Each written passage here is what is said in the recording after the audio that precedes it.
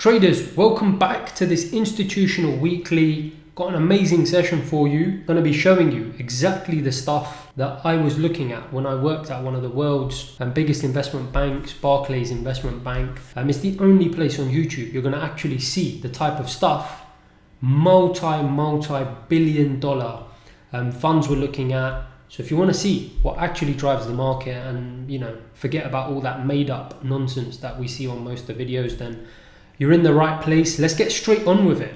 So we are going to get on with it. I just wanted to highlight that I have been putting out some live trading videos. I don't know if you've seen them during the week. Definitely worth going to check those out, where I'm actually trading. This week was a little bit of scalping that you might have seen me scalping on the dome. Why was that? Well, as I mentioned last week, it was going to be a short week this week with Thanksgiving. So you're going to see that actually it was a very, very interesting week because of that. We actually had quite a truncated week. We were down 2.2% on the week, but actually nothing happened until Friday. We were pretty flat for most of the week. Nothing much going on. And then on Friday, the market just absolutely dumped. So obviously it makes sense for us to have our focus on this part of the week. And that's what we're going to do in the next few slides. Like I said, the stuff you see here is the proper stuff. So let me just quickly show you very briefly. Got tons of data coming, like I said, stuff you're not going to see anywhere else, and that's proven here through all these slides. So yeah, can't wait to get started. Let's get on with it. So here we are. As I said, 2.2% last week. The S&P had a down day, and you couldn't miss that. Okay, if you were watching on Friday, you would have seen the market completely tanking very briefly at the start of the week. I think a lot of people were obviously uncertain on the Monday coming into the week what to expect, so it was very quiet.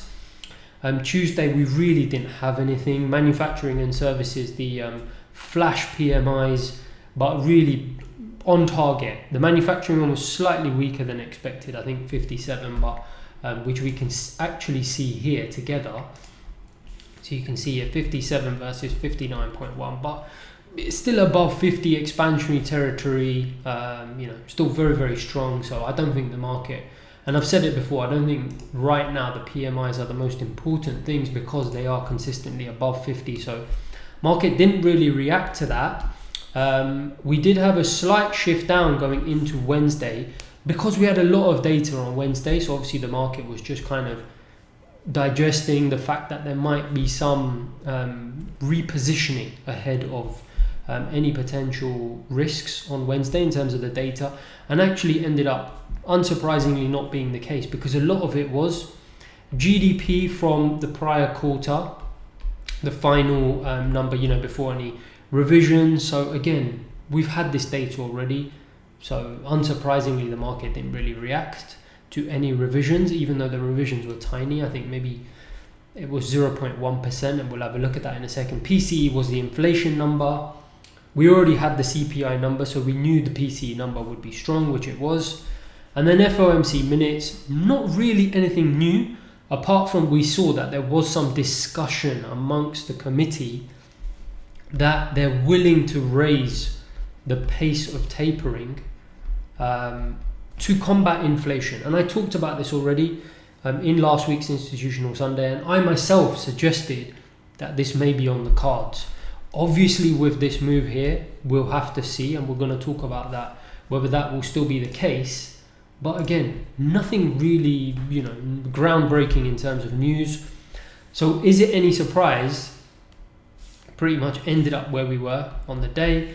Then on that Friday, the COVID new variant that everyone is talking about obviously sparked a complete sell-off across all markets. So let's have a look at that. So we're going to have a look at the Friday COVID news. Just want to quickly, obviously, just summarize what I've been saying about the PMIs there. The raft of data on the Wednesday, which amounted to not very much. So you can see the 0.1% decline in the GDP for Q3. The PCE, as I said, as expected to be quite punchy. And then bank holiday, as you know, on Thursday, Friday, which probably exacerbated some of the move. So what we're going to actually look at now is one of the things that was quite interesting is it really was one of these risk off moves. So, it was obviously down to something like a COVID, external event is my point. Why do I say that? Because it moved all the markets together. Look at that. So you can see dollar yen, right, obviously sold off down to 113. The US Treasury rate dropped off to 1.5. That's the green line, right? It's been at around 1.6, 1.65. It had quite a big rally in prices and a drop off in yields. Obviously, as people start to price in less chances of a rate hike because they think the world's in trouble and, the usual scenario. Crude was hit quite particularly hard, which you can see here, the red line hit the hardest in terms of movement, and then finally the S&P, which you can see there. So you can really see all of them moving together. When markets all move together in this way, it gives a big clue that it probably was some external event that everyone is looking at together globally, global investors. So that's going to be this COVID scenario. And just a quick graph to really highlight the same thing, but instead of graphical format, you can actually see a number format. So yields were off in basis points, 16 basis points. In percentage change, WTI was over 10% down. Travel stocks were the biggest hit, no surprise, 8% off. Bitcoin was down as well. Everything was down. Everything was being sold. Bitcoin down, almost 8%. S&P 2%, as we just saw. So you can see across the board, all assets down. So why was the market so panic driven? Why was the selling so correlated amongst all assets in the sense that it was a pure risk off event? Well, we'd already been looking at these elevated COVID rates in Europe, right? So we already know places like the Netherlands, Austria, which you can see here, Belgium, a lot of these places are already starting to go into some sort of partial lockdowns, even before this new variant, which has been found in Southern Africa. We were having partial lockdowns, and I think the reason it's been exacerbated, particularly yesterday, is because this is the first variant that has been found for over a year. So it is quite significant. And we don't know, right? There's a lot of unknowns, question marks. How well will this variant react to vaccinations, right? Is it going to, question mark here, is it going to spread as quickly as the first variant? We don't know. There's so many unknowns. So I think what the market has done is it's gone to the deepest, darkest place, basically, which is what it is. It's kind of in fear of the fear. So it's kind of pricing in the worst case scenario, already starting to panic. You know what I mean? There's so many unknowns, so it's just kind of reacting as if it's the worst case scenario. So if things turn out to be not as bad as expected, then obviously we're likely to see some big bounce backs in markets. Now, actually, to be honest, I think a lot of what I read has been overdone in terms of the hysteria. You got to put things in perspective, and it's actually quite funny when you look at it from a proper perspective, a longer term perspective. If you actually look at over the year, right? Let's have a look. So for this year, we've only had one 5% correction. Look at where we are now. We're only off 2% of the highs. So really the market has barely moved, right? So I'm looking at some of the more positives. Yes, we had a panic driven selling on Friday, but actually relative to where we are in the whole year, peanuts really in terms of the selling. Market probably needs a correction, right, of at least 5%. So I personally wouldn't be too worried unless we actually started to breach 5% corrective selling. So we still very much possibility that we will recover all of this going into December, and that's the point. And actually, if you even look here, apart from oil, most of the other markets, so dollar yen, which is this green line, can you see it's just back to where it was earlier part of November, right? Let's look at treasury yields, the where are they? The green line, right? So this area, same area as dollar yen, same thing, right? It's just back to where it was a couple of weeks ago. So, what conclusion can you draw from that? Nothing. S&P, as we said, look, same sort of thing, back to where we were at the start of November. So, we've been up 2% in November, we're now down 2%, we're flat, essentially, for all intents and purposes. It's only really crude oil that was quite elevated at the start of November, and we can now see that it's dropped off, but it's gone back to where we were in August. So we've had these prices little less than 2-3 months ago. So markets really didn't move that much on this news in the grand scheme of things, and I think that's the key takeaway, right? Because as we're heading into December, all that is information is important, because let's look at the seasonals. Since 1950, market has risen an average of 1.5% in December, and it's actually been up 80% of the time, right?